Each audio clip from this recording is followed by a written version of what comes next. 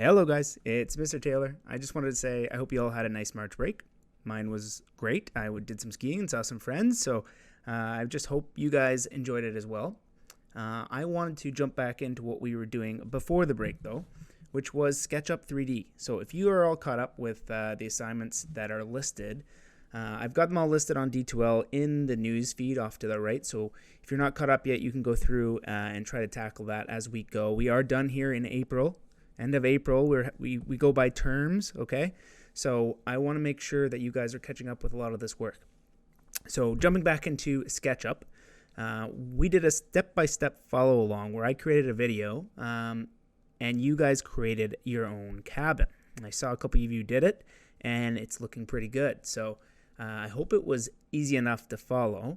And what we're going to do now is we're going to make our own design. So you guys are going to be able to get a little bit creative with this and create your own, building and fill it with things that you think are reasonable for a tiny home.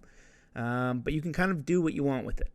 The only catch is that the house needs to be under 400 square feet. So many places consider a tiny home to be under 100 square feet, and other places consider it to be under 400 square feet. So to make it easier for us, we're going to say that our tiny home has to be under 400 square feet. You can do whatever you want with it. You can have the footprint, different shapes. If it's a rectangle or a square, it'll be really easy for you because to calculate square footage, it's really just length times width equals square footage. So a square, you could do a 20 by 20 square, 20 feet by 20 feet. And if you calculate that, that would equal 400 square feet.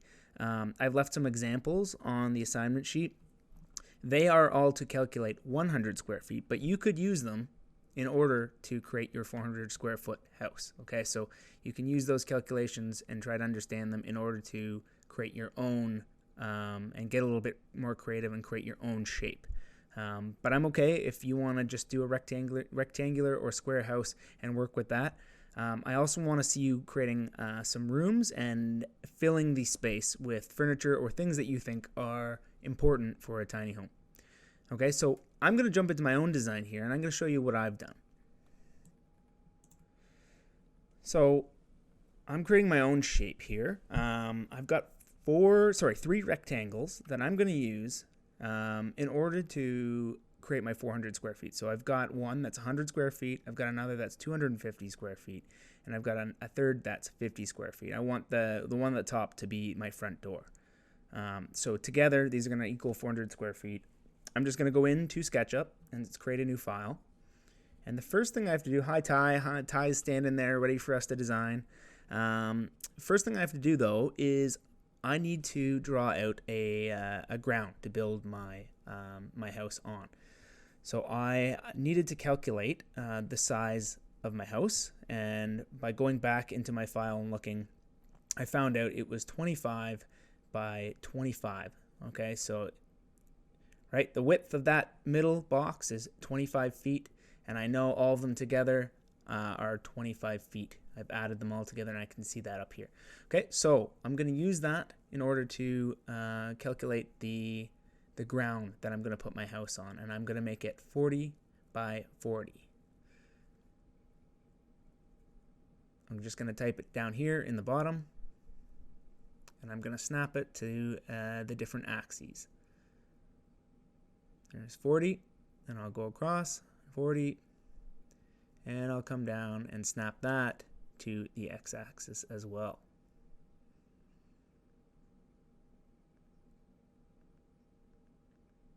Sometimes you'll get a little confused with the snapping. Because of the perspective, sometimes these can look way off, but it's not. So there we go. We've got our ground plane to start working on.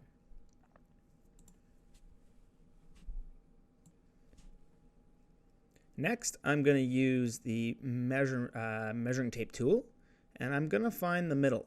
So I'm going to type 20 here because I know half of 40 is 20. Okay, so that is going to be my midpoint for this property, and I'm going to use that to build off of. So I'm going to type in 20 feet. I'm going to do that from the edge as well, so we know exactly where the middle of our property is. And then I'm going to calculate out from there 25 feet. So I'll do 12.5 feet because I know that is half of 25. 12.5 feet this way. And you can either type 12 feet 6 inches or you can do 12.5 feet. Okay. Again, feet, I'm using the single quotation, and for inches, I'm using double quotation. So there we go. There is the space that I'm going to start building my footprint on. So looking at my my diagram here, I want the top to be my front door, but I'm going to work from the back corner first because I know that is in the very corner of this space. So I'm just going to start blocking out my shape. Okay, so I know the shape of this right here is 10 by 10, so it makes it really easy for me to block out. Then I know from there it's 25 by 10.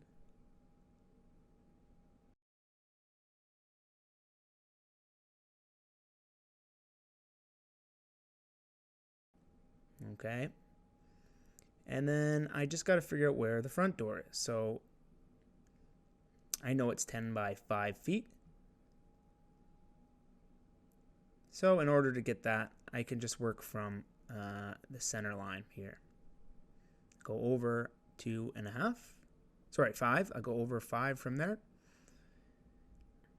And then I'll come down 5 once I find that point. And then over 10 and back down to our other shape. And we've got our layout. I can start erasing some of the boxes in between.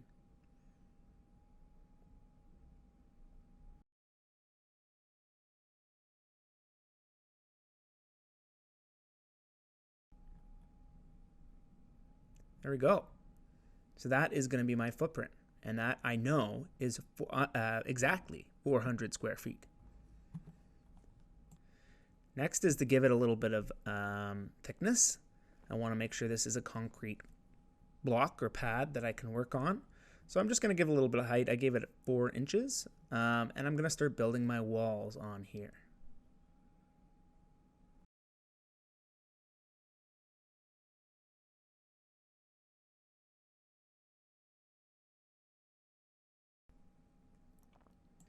My walls are going to be 8 feet high, and I'm going to do them the exact same way I did them in my first tutorial, where I put the door in the center and the 2 windows on the side, and then I'm also going to block in some windows on the rest of the house as well. So first of all, I'm going to get my door height. It's always 6 feet 8 inches for standard door size, so I'm going to punch that in. Once I have my height, I can then work on getting my width of the door. And the standard width for my doors, again, is 3 feet. So I'm going to go over 1.5, come down all the way to the concrete pad, and then over 3, back up, and then over 1.5 again to close off the shape. Okay, just like we did in the first tutorial. Then I'm going to come over, I'm going to figure out how far over I want my windows to be.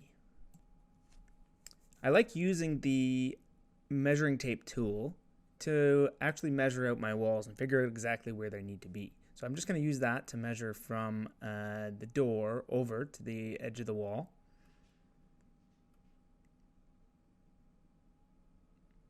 And I'm going to find half, okay? I'm going to type 1 foot 8 inches, and I'm going to do that on both sides. And now I know my positioning for the 2 windows on either side. Now I'm just going to block in my windows. I'm making them 2 feet by 3 feet high. These ones are going to be a little bit smaller than the other ones on the house. So for now, just go over 1 foot, down 3, back over, and close these off. Once you've got your windows all blocked in, then we can give it some thickness. Okay, so we're going to give this first wall some thickness. I usually use a wall thickness of 4 inches because we often use 2x4s in houses. So 4 inches would give us the thickness of our walls. Okay, so I'm going to do that. And again, when we create our our thickness, it's gonna make our front wall a little bit funky. So we got to fill that in again. Okay, so this is all the same stuff we've kind of done in the first tutorial. So from here, I'm going to do a bit of a time lapse, a speed lapse, so you can see what I've done. And you'll get an idea of what you can do with your house. But again, it doesn't need to be this shape. You don't need to follow my tutorial in order to do this. You can kind of block in your own house and make it your own design, and try to follow the design process. Try to come up with a plan, and try to think about where you would position your kitchen, your dining room, your living room, your bedroom, your washroom.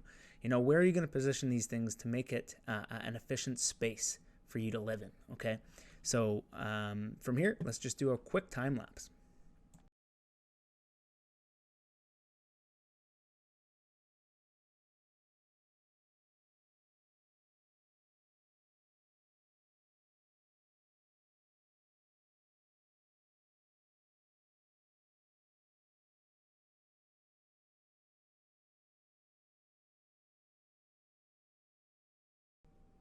So as you can see here, I'm just blocking out all the walls. I'm putting in the windows, and eventually I'm going to figure out where my doors are going to go and what the rooms are going to look like. So I'm sort of figuring this out as I go. I'm thinking about what's the best layout in terms of where am I going to sit to watch TV, where is my kitchen going to be, and my intention for this house was to have an upstairs. So above the bathroom and kitchen, I was hoping there would be a ladder or something I could use to get up and above to have a little bit of a loft so I can put my bedroom in. Now with square footage, you don't have to worry about second floors. Square footage only applies to your footprint, your overall footprint, length times width, first floor, right? So second floor, third floor, if you have multiple stories, they don't count towards your square footage, okay? So we are going to keep blocking these out. You'll see me make a few mistakes here and there and try to sort them out as I go. So I wasn't sure about this door at the back. I wanted to have a sliding glass door. I just wasn't sure about positioning, so I ended up moving it off to the right so I could fit a window in as well. I want to have as much natural light as I can with all the windows around. This way I don't have to use as much energy to power my house, right? I can get light from nature, from all the windows that I have around my place. So this window I put in, and afterwards, you'll see here in a second, I decided it wasn't a great position because this is where I want to have my bathroom. Okay, so I put it in. I worked on some walls. I worked on how this was going to look. Ultimately, I liked where that window was, but it just wasn't going to be efficient for how I've got my bathroom laid out.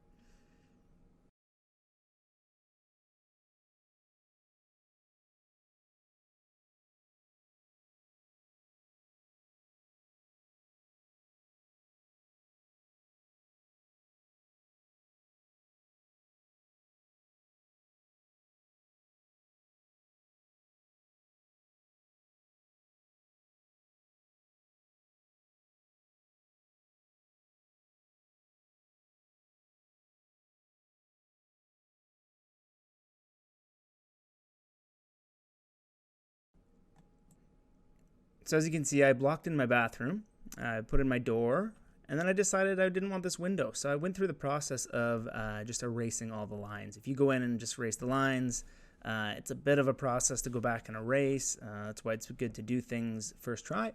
But you can always go back in and just erase the walls, erase the lines.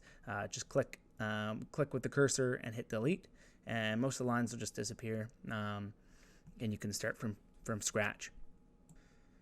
So now I decided I'd create some countertops, and a lot of countertops I looked it up, and they are 25 and a half inches from the wall. So I did 26, just for simplicity's sake, and they are about, I looked it up as well, they're about 3 feet high, okay? So I created a wall-to-wall countertop. A little later down the road, I realized I needed a fridge and stove as well, so I had to backtrack and give myself a little bit more space. But as you can see, I'm just building in the rough layout of my kitchen and where things are going to go. I also did some cabinetry up top, just laid in where I thought it would be and what sizes it would be. I figured about 2 feet high, and 1 foot out from the wall would be a sufficient cabinet. Eventually, you're going to need a sink in here and things as well. So you just got to think about what you're going to do with your kitchen if you're going to do it. And this is something you can keep really simple if you want to as well, right? So if you just want to put in a countertop, shelving, just drop in a sink somewhere, I'm happy. I just want you guys to think about what is going to look good, what's going to be efficient for the space, okay? I ended up going back and deciding that I wanted a window over top of my cabinets, and I could put my sink right below that. A lot of houses, a lot of cottages and different places you go to have a window directly above, and it's a good idea to have a window in your kitchen just so you can air it out if you need. If you've burnt your pizza, you burnt something, you can always open something up and air it out, okay? So always a good idea to have something there. And all I did was I went into the assets folder or the components, and you can search. You can search the 3D warehouse for windows and doors and things you'll need. So I just copied this really simple window and used it for different spots throughout the house. Again, later I noticed that these windows don't open. So I need to add some slider windows later on. But you'll see me do that as I go. The bathroom is one where you might want slider windows to open up for humidity that might be in the bathroom. The kitchen might need one, again, if you burn your pizza. And then I've got the sliding door off to the side, so that could help if you had a screen door.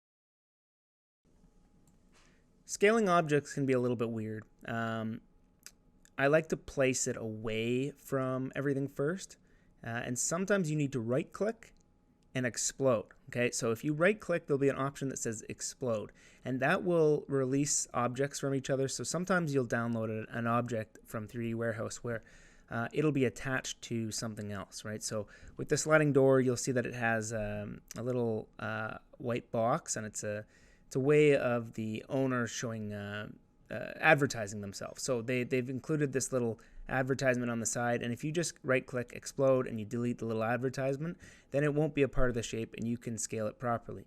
However, if you do end up scaling an object inside a wall, it can be a little bit tricky. This is why I try to move it away from my house and away from my walls first, in order for me to grab the handles, the green boxes and red boxes that are there. It just makes it a lot easier for you to figure out how it's scaling, what it looks like, and how it's going to fit. Sometimes if you scale it smaller, so if you take a door and you scale it smaller than the door frame, then you can scale it back up into the corners, and it makes it a little bit easier in terms of placement. So it does take a little bit of fiddling with. I don't care if you don't get it bang on. I just want you to try and put them in place if you can. Okay, so again, just try your best with a lot of the stuff. I know it's something you guys may not have seen before, so this is a really quick and dirty tutorial to show you what you can do and how to do it really quickly. Okay, so again, you can just do a square rectangular house and plop some of these doors and windows in and show me your creativity and your design process. But again, it's just going to take some trial and error. Even some of these couches that I've thrown in and different things that I throw in, I don't like them. Sometimes you'll drop in a design and you'll move it around and you go, it doesn't really fit. So you can try something different. Just go in and see what you like, see what fits the space. Not everything's going to work. Not everything's going to fit in your space. But again, you can scale it. You can do different things with it. So yeah, try to do that. I tried to throw in a little Netflix TV in here, so you can kind of relax on the couch. I've got a little sectional, so it can sit people different ways. A couple different people sitting on the couch, laying on the couch.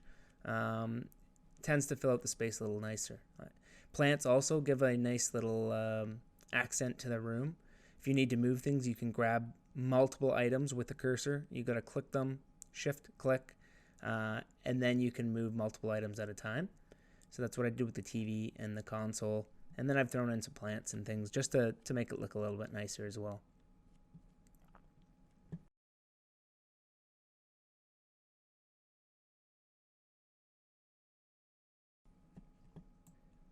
Here you can see me fussing with the fridge and where the fridge is going to go.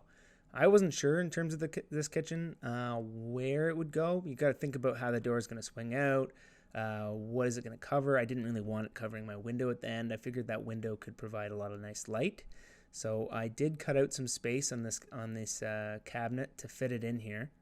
And you will have to fill the spaces again once you cut them out. But this is why it's easier to figure out your space first. And after I did it, I realized, no, you know what? I think I'm going to put the fridge on the opposite side. So you can see here I'm going back and I'm getting rid of the cabinetry. I'm getting rid of this. I'm just using the push-pull tool and then blocking in anything that's not there and ensuring that fridge fits in the space. So it doesn't right now. It needs a little bit more space. So I ended up moving it over about 3 feet. And then I realized I deleted the floor by accident. So again, I make mistakes too. You know, you can just go in, delete some stuff, and try again, put in the floor again. I realized again, that's not the floor I deleted, right? So I had to go back and fill in the concrete floor because that is the space that really was my issue. So I just went along the edges here.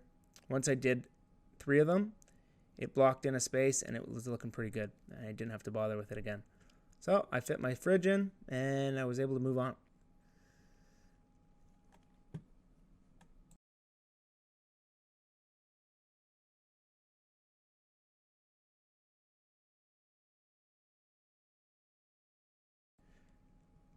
I played with a little cabinetry here too. You can download files and give them a try instead of actually making your cabinets and drawers. Sometimes the 3D Assets or 3D Warehouse has some pretty good features you can add in. So that does look pretty good. This was just a big file and I figured it wasn't that important. So I ended up getting rid of it and just dropping in my block cabinets anyway. Doesn't have to be super accurate because a lot of this stuff isn't what you're going to find anyway. For instance, this sink, I thought it was a little tiny. I mean, for a tiny house, maybe that's all you need. But a lot of the time, if you don't have a dishwasher, you're going to need a double sink. So I blocked it out. Got rid of the gave this countertop an opening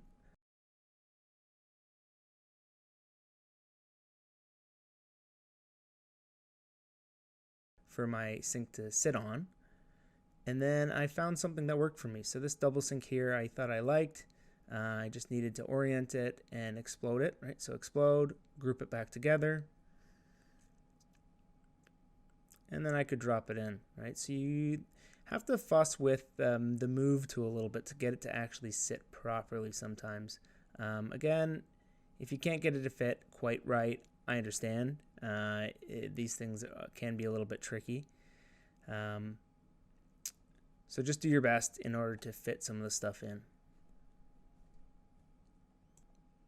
So once I block that out, you can see the sink doesn't quite fit properly, so you can just use the push-pull tool again to drop that shape below, and now it's starting to look reasonable.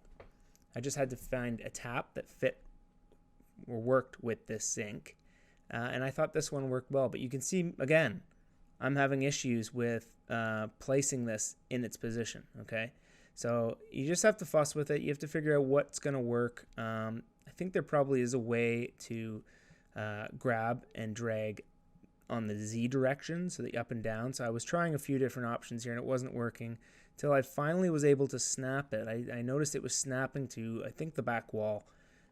So I was able to kind of drop it into a position that I liked and move back onto some of the cabinetry. I realized I needed a stove too, so I played with a few stove tops. One just being a countertop one that was massive and didn't really work. And then I found some other simple ones that I wasn't sure about, but I figured, you know what, as a placeholder, we would try them. I just had to figure out where they were going to go. Was it the left side? Was it the right side? What looked best? And ultimately, I dropped it beside the fridge, and I just needed a range hood to go over top.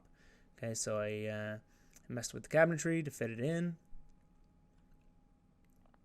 made sure it fit properly, gave it a little bit of space, and now we've got a fridge, which needs to be flipped, so you can actually use the mirror tool.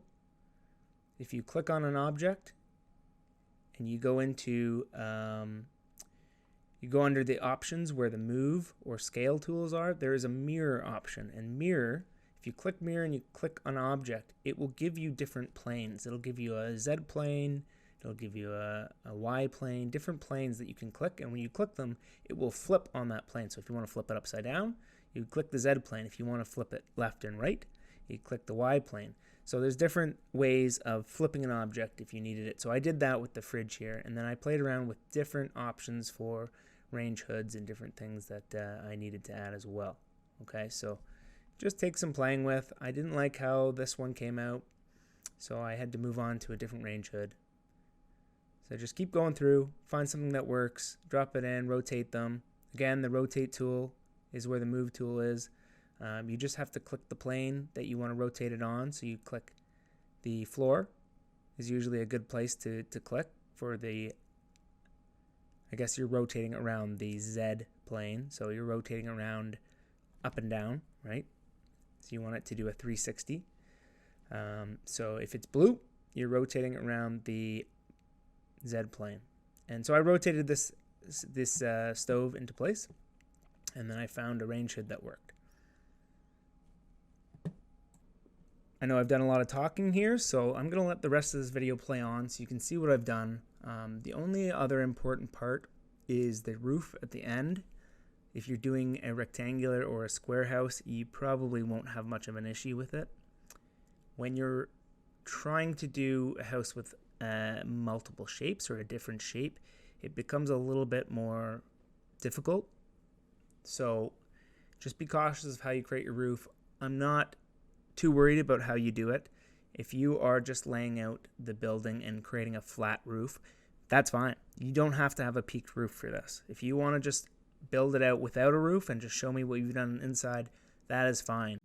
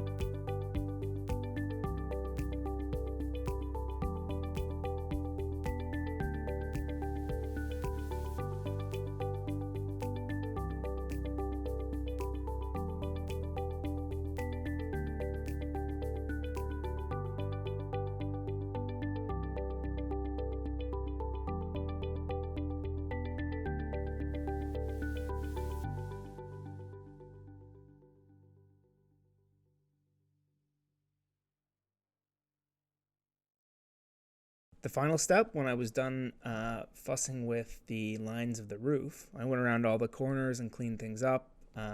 Again, it took me a long time to do. This model is a lot more complicated than I expect you to do.